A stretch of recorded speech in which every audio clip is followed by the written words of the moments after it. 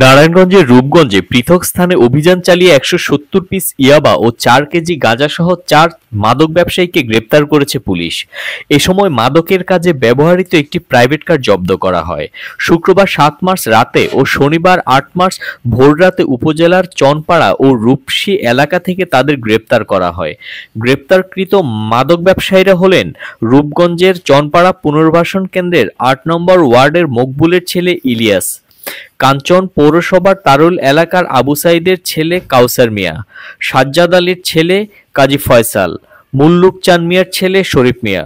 রূপগঞ্জ থানার ওসি লিয়াকত আলী জানান, শনিবার ভোররাত ৩:৩০টার দিকে উপজেলার রূপসী বাস স্ট্যান্ড এলাকায় একটি প্রাইভেট কারে তল্লাশি চালিয়ে ৪ কেজি গাঁজাসহ মাদক ব্যবসায়ী কাউসার মিয়া, ফয়সাল ও শরীফ ও শুক্রবার রাত ১০টার দিকে উপজেলার চনপাড়া বটতলা এলাকায় অভিযান চালিয়ে ১৭০ পিস ইয়াবা সহ মাদক ব্যবসায়ী ইলিয়াসকে গ্রেপ্তার করা হয়। এ সময় জব্দ করা হয় মাদকের কাজে ব্যবহৃত একটি প্রাইভেট কার। উদ্ধার করা গাঁজার আনুমানিক মূল্য ১,২১,২০০ টাকা।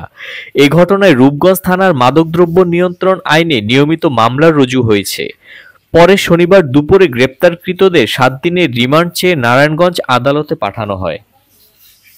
আপনারা দেখছেন দৈনিক কর্ণকণ্ঠ, সবার কথা বলে।